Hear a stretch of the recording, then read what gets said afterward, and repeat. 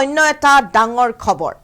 মৰিয়নি সমষ্টিত ৰাইজৰ দলৰ হৈ প্ৰতিদ্বন্দিতা আগবঢ়াইছিলে ডক্টৰ জ্ঞানশ্ৰী বৰাই আৰু জ্ঞানশ্ৰী বৰাই ইতিমধ্যে পৰাজয় বৰণ কৰিছে জ্ঞানশ্ৰী বৰাই যুঁজ দিছিলে ৰূপজ্যোতি কুৰ্মীৰ বিৰুদ্ধে পৰাজয় বৰণ কৰাৰ পাছতেই হিমন্ত বিশ্ব শৰ্মাক লৈ কেবাটাও বিশেষ মন্তব্য কৰিছে জ্ঞানশ্ৰী বৰাই এতিয়া উভতি ধৰিছে হিমন্ত বিশ্ব শৰ্মাক লৈ জ্ঞানশ্ৰী বৰাই কৈছে যে মই প্ৰথম নিৰ্বাচন খেলিছো আৰু প্ৰথম মোৰ যি নিৰ্বাচন সেই নিৰ্বাচনৰ যি প্ৰচাৰ আছিল সেয়া আছিল ৩৫ দিনীয়া নিৰ্বাচনী প্ৰচাৰ চলাই মই লাভ কৰিছিলো ৫২৭৯২টা ভোট মই লাভ কৰিছিলো মই কোনো নেতাৰ ভৰিত পৰি মোৰ ৰাজনৈতিক যাত্ৰা আৰম্ভ কৰা নাছিলো নিজৰ চৰকাৰী চাকৰি এৰি থৈ আহি একাউণ্টত মাত্ৰ ২ লাখ টকালৈ মই নিৰ্বাচনত নামিছিলো মই নিৰ্বাচনত অৱতীৰ্ণ হৈছিলো আৰু মই যি যুঁজ দিছিলো তেওঁ আছিল ৫ বছৰৰ বিধায়ক আছিল এইদৰে বিশেষ মন্তব্য কৰিছে হিমন্ত বিশ্ব শৰ্মাক উভতি ধৰিছে এতিয়া জ্ঞানশ্ৰী বৰাই এই মুহূৰ্তত আমি সবিশেষ লৈ অহাৰ চেষ্টা কৰিছো মৰিয়নি সমষ্টিৰ পৰা এই নিৰ্বাচনটো মোৰ প্ৰথম নিৰ্বাচন আছিল ৰাইজৰ দলৰ পাৰ্টি হিচাপে এই নিৰ্বাচনত অৱতীৰ্ণ হৈ মই লাভ কৰিলো ৫২৭৯২টা ভোট মৰিয়নিত প্ৰথমটো খোজ দিয়াৰ পৰা আৰম্ভ কৰি নিৰ্বাচনী প্ৰচাৰ আছিল ৩৫ দিনীয়া ২.৫ বছৰ চাকৰি কৰি মই ২ লাখ টকা একাউণ্টত লৈ মৰিয়নিত নিৰ্বাচন খেলিছিলো কোনো নেতাৰ ভৰিত পৰি মই মোৰ ৰাজনৈতিক যাত্ৰা আৰম্ভ কৰা নাই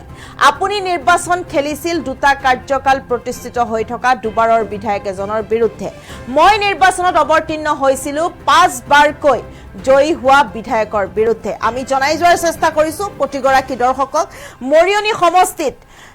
প্ৰতিদ্বন্দিতা আগবঢ়াইছিল ৰাইজৰ দলৰ প্ৰাৰ্থী হিচাপে অৱতীৰ্ণ হৈছিল জ্ঞানশ্ৰী বৰাই যুঁজ দিছিল বিজেপি প্ৰাৰ্থী ৰূপজ্যোতি কুৰ্মীৰ বিৰুদ্ধে আৰু ইতিমধ্যে পৰাজয় বৰণ কৰিছে জ্ঞানশ্ৰী বৰাই ৪ মেৰ যি ফলাফল সেই ফলাফলত বিজয়ৰ হাঁহি মাৰিছিল ৰূপজ্যোতি কুৰ্মীয়ে পৰাজয় বৰণ কৰিয়ে জ্ঞানশ্ৰী বৰাই সামাজিক মাধ্যমত নিজৰ মন্তব্য দাঙি ধৰিছে এক প্ৰকাৰে যদি আমি চাওঁ সেই মন্তব্য আমি আপোনালোকক শুনাম সেই মন্তব্যত এটা কথা স্পষ্ট হৈ পৰিছে উভতি ধৰিছে এতিয়া হিমন্ত বিশ্ব শৰ্মাক মুখ্যমন্ত্ৰী হিমন্ত বিশ্ব শৰ্মাক উভতি ধৰিছে কেবাটাও মন্তব্য কৰিছে যে মই যি ২.৫ বছৰ চৰকাৰী চাকৰি কৰিছিলো সেই যি অধ্যাপিকাৰ চাকৰি এৰি থৈ আহি একাউণ্টত মাত্ৰ ২ লাখ টকা লৈ মই মোৰ নিৰ্বাচনী যাত্ৰা আৰম্ভ কৰিছিলো কেৱল ইমানেই নহয় কোনো ৰাজনৈতিক নেতাৰ ভৰিত পৰি মই মোৰ যাত্ৰা আৰম্ভ কৰা নাছিলো আৰু মই যি নিৰ্বাচনী যুঁজ দিছিলো মোৰ বিৰুদ্ধে যিজন প্ৰাৰ্থী আছিলে অৰ্থাৎ ৰূপজ্যোতি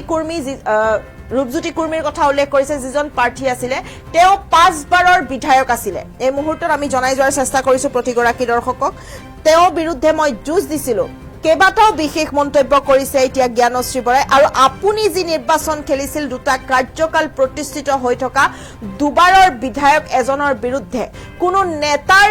ভৰিত পৰি মই মোৰ ৰাজনৈতিক যাত্ৰা আৰম্ভ কৰা নাছিলো আৰু মৰিয়নিত এয়া মোৰ প্ৰথম নিৰ্বাচন আছিলে আৰু প্ৰথম যি নিৰ্বাচন সেই নিৰ্বাচনী প্ৰচাৰ আছিলে ৩৫ দিনীয়া ৩৫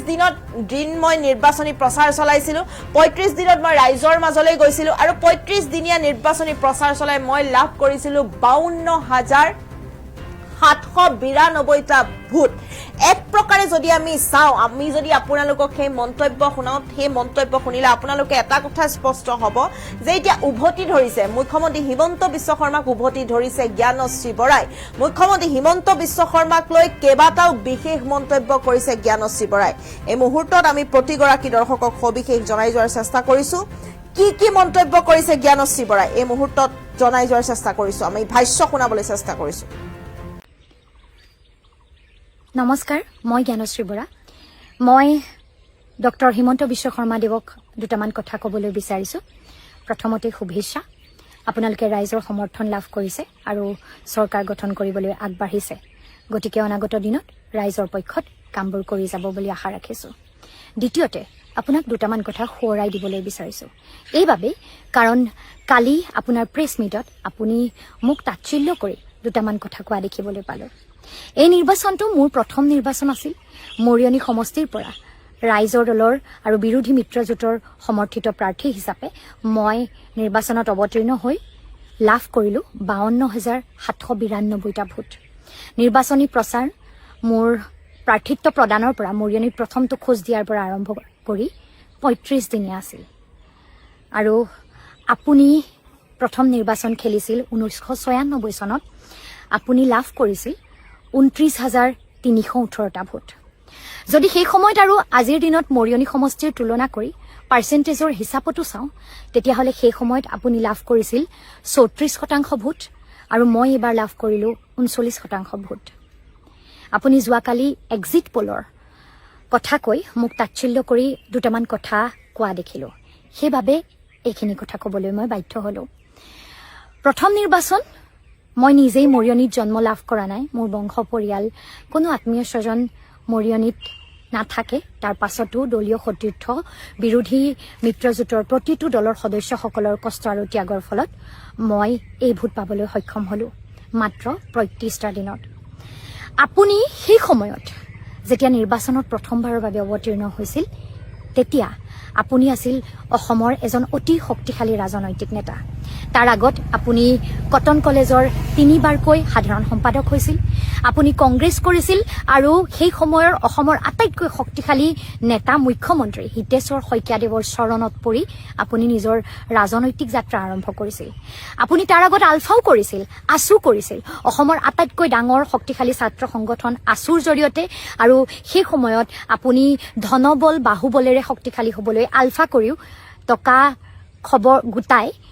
ৰাইজৰ ৰোষত পৰাৰ অভিযোগো বহু মানুহৰ মুখে মুখে প্ৰচলিত। আপুনি সেইদৰে নিজক শক্তিশালী কৰাৰ পৰৱৰ্তী পৰ্যায়ত সেই সময়ত শাসনত থকা কংগ্ৰেছ দলৰ মুখ্যমন্ত্ৰীজনৰ চৰণত থিতাপি লৈ আপুনি নিজক অৰ্থনৈতিকভাৱে ধনবলে বাহুবলে শক্তিশালী কৰিও তুলিছিল। কেৱল সিমানেই নহয়, নিৰ্বাচনত অৱতীৰ্ণ হোৱাৰ আগত হিতেশ্বৰ শইকীয়াদেৱৰ চৰকাৰৰ দিনত আপুনি কংগ্ৰেছৰ বহু শক্তিশালী এজন নেতা আছিল। আপুনি দলীয়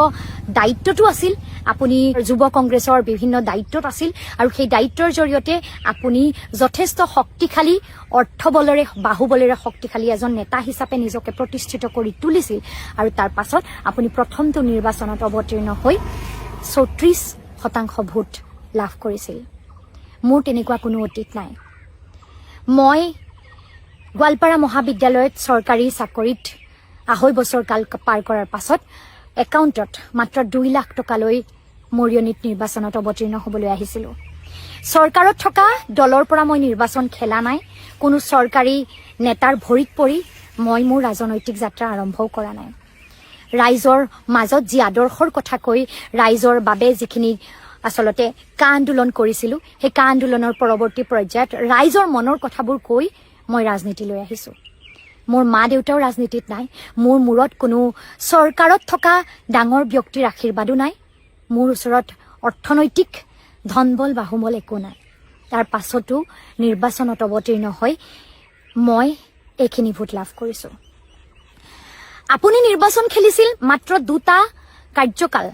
প্ৰতিষ্ঠিত হৈ থকা 2বাৰৰ MLA এজনৰ বিৰুদ্ধে। মই নিৰ্বাচনত অৱতীৰ্ণ হ'লোঁ 5বাৰ MLA আৰু মাকক ধৰি 7বাৰ যিটো পৰিয়ালে ইয়াত জনপ্ৰতিনিধি হৈ আছে, সেই পৰিয়ালটোৰ বিৰুদ্ধে। নিজেই যিজন ব্যক্তি 5বাৰ জয়ী হৈছিল তেওঁৰ বিৰুদ্ধে। বিগত 35টা বছৰত যিজন ব্যক্তিৰ যিটো পৰিয়ালৰ আধিপত্য মৰিয়নিত আছে, সেই পৰিয়াল সেইজন ব্যক্তিৰ বিৰুদ্ধে। আৰু যিজন ব্যক্তি নিজেই কংগ্ৰেছৰ দিনত কংগ্ৰেছৰ শক্তিশালী নেতা, আজি বিজেপিৰ দিনত বিজেপিৰ শক্তিশালী নেতা হৈ আছে, সেইজন প্ৰাৰ্থীৰ বিৰুদ্ধে মই থিয় হৈছোঁ। তাৰ পাছতো 1 মাহত 52,792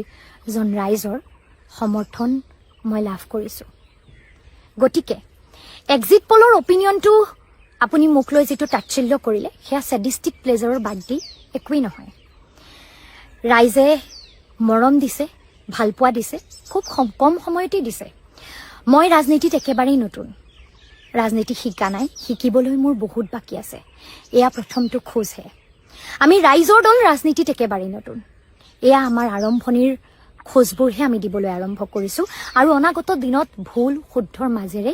আমি ৰাইজৰ মাজত গৈ ৰাইজৰ মনৰ কথাবোৰৰ বুজ লৈ বহু কথা শিকি যাম, বুজি যাম।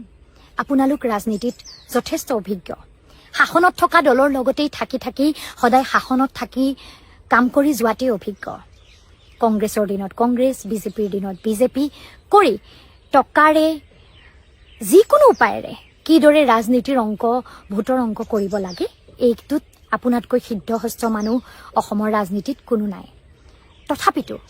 আমি নতুন প্ৰজন্ম হিচাপে ৰাইজৰ পক্ষত থাকি আঞ্চলিকতাবাদ জাতীয়তাবাদৰ কথা কৈ আমাৰ ৰাজনৈতিক যাত্ৰা আৰম্ভ কৰিছোঁ আৰু আপুনি জয়ী হৈ আমাক তাচ্ছিল্য নকৰাকৈ আচলতে ক্ষমতা দখল কৰিবলৈ আগবাঢ়োঁতো দুটা কথা আমাক ইটিকিং নকৰাকৈ আপোনাৰ হোৱা নাই মই নাভাবোঁ যে মই বহুত কিবা কৰিছোঁ মই আজিৰ দিনটোত যিখিনি জনসমৰ্থন লাভ কৰিছোঁ সেয়া সম্ভৱ হৈছে মৰিয়নি সমষ্টিত থকা মোৰ ওপৰত বিশ্বাস ৰখা প্ৰতিগৰাকী ৰাইজৰ বাবে মৰিয়নি সমষ্টিত থকা প্ৰতিটো বিৰোধী দলৰ প্ৰতিজন কৰ্মীৰ যথেষ্ট ত্যাগ কষ্ট আৰু অৱদানৰ বাবে গতিকে মোক তাচ্ছিল্য কৰি আপুনি কেৱল মোক ঠাট্টা কৰিছে এয়া নহয় মোক সমৰ্থন কৰা মৰিয়নিৰ সেই ৰাইজসকলকো যেন আপুনি ক'ৰবাত তাচ্ছিল্য কৰিছে এনে লাগিল আমাৰ খোজবোৰ নতুন খোজবোৰ ধৰক বৰক হ'ব পাৰে নতুন খোজবোৰ দিওঁতে আমি বহুবাৰ পিছলিব পাৰোঁ কিন্তু পিছলিলেও আমি খোপনি ধৰিম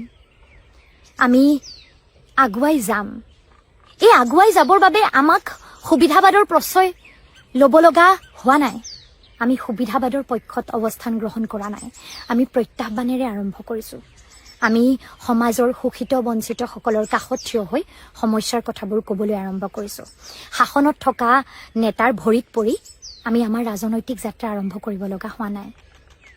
আমি বাট দীঘলীয়া বুলি জানো কিন্তু তথাপিতো সেই দীঘলীয়া কণ্টকময় বাটেৰে আগবাঢ়ি যাবলৈ কষ্ট কৰি যাম বুলিয়ে আগবাঢ়ি ওলাই আহিছোঁ আজিৰ দিনটোত আমি আৰম্ভণিহে কৰিছোঁ অনাগত বহু সময় আমাৰ আছে যিদৰে আপুনি ৩৪% ভোট লাভ কৰি আজিৰ দিনটোত হেট্ৰিক কৰিছে চেঞ্চুৰী মাৰিছে সেইদৰে আমাৰ ওচৰতো দীঘলীয়া যাত্ৰা আছে কিন্তু ক'ৰবাত আপুনি ইমান সমৰ্থন লাভ কৰাৰ পাছতো প্ৰথম দিনটোতেই এক্সিট পলৰ প্ৰসংগত আমি কৰা মন্তব্যক লৈ ঠাট্টা মাৰোঁতে এটাই কথা বুজিলোঁ যে জয়ী হোৱা প্ৰাৰ্থীগৰাকীক মৰিয়নি সমষ্টিত যিজন প্ৰাৰ্থী ইমান বছৰ জয়ী হ'ল মৰিয়নি সমষ্টিৰ পৰা যিজন প্ৰাৰ্থী এইবাৰ জয়ী হ'ল তেওঁৰ কথা কৈ তেওঁক শুভেচ্ছা দিয়াৰ পৰিৱৰ্তে আপুনি আমাৰ কথা কৈ আমাক ঠাট্টা মাৰিহে সুখ লাভ কৰিলে ছেডিষ্টিক প্লেজাৰ লাভ কৰিলে গতিকে ক'ৰবাত সেইখিনিতেই আমি জয়ী হৈছোঁ সেইখিনিতেই আমি যে এটা প্ৰত্যাহ্বান আৰু আপোনাৰ মনত সংশয়ৰ সৃষ্টি কৰিবলৈ সক্ষম হৈছোঁ এইটো আমি বুজি পালোঁ আপুনি প্ৰমাণ কৰি দিলে যে অনাগত দিনত আমি আপোনাৰ বাবে প্ৰত্যাহ্বান হৈ পৰিছোঁ গতিকে অনাগত দিনবোৰৰ বাবে আপোনাক শুভেচ্ছা জনাই কওঁ বিধানসভাৰ ভিতৰত বিৰোধীৰ সংখ্যা কম হ'ব পাৰে বিধানসভাৰ ভিতৰত থকা মানুহবোৰে আপোনাৰ বিৰুদ্ধে সকলোৱে মাত মাতিবলৈ সাহস নকৰিব পাৰে আপুনি একপক্ষীয়ভাৱে শাসন চলাম বুলি ভাবিব পাৰে কিন্তু আমি সাৰে আছোঁ আমি সাৰে থাকিম বিধানসভাৰ বাহিৰত আমি আপোনাৰ প্ৰতিটো পদক্ষেপক লক্ষ্য কৰিম আপোনাৰ প্ৰতিটো পদক্ষেপক ভুল হ'লে ৰাইজৰ বিপক্ষত গ'লে সমালোচনা কৰিম আৰু বিপক্ষ এতিয়াও সাৰে থাকিব আমি ৰাইজৰ দলৰ প্ৰতিগৰাকী কৰ্মী আমি ৰাইজৰ দলৰ প্ৰতিজন সতীৰ্থ যুঁজিবলৈ ওলাই আহিছোঁ আৰু আমি এই প্ৰত্যাহ্বান সৃষ্টি কৰি অনাগত দিনবোৰত যুঁজিম গতিকে আপোনালৈ শুভেচ্ছা আৰু লগতে সাৱধানো ৰাইজৰ বাবে কাম কৰি যাব ক্ষমতাত আহিলোঁ বুলিয়েই অহংকাৰী আৰু মতলীয়া নহ'ব ৰাইজে চাই আছে নতুন প্ৰজন্মই চাই আছে ধন্যবাদ জনাইছোঁ উত্তৰ পূবৰ আগশাৰী শিক্ষা প্ৰতিষ্ঠান প্ৰতীক্ষা গ্ৰুপ অফ ইনষ্টিটিউচনছ 2026 বৰ্ষৰ বাবে আৰম্ভ হ'ল নামভৰ্তি প্ৰক্ৰিয়া B pharm D pharm BSc nursing BMRIT BMLT GNM BPT পাঠ্যক্ৰমৰ বাবে মুকলি নামভৰ্তি 17 এপ্ৰিলৰ পৰা আৰম্ভ হৈছে বিনামূলীয়া CEE কোচিং আজিয়ে যোগাযোগ কৰক এই নম্বৰত 9706321768 9181022366 আৰু 9181022377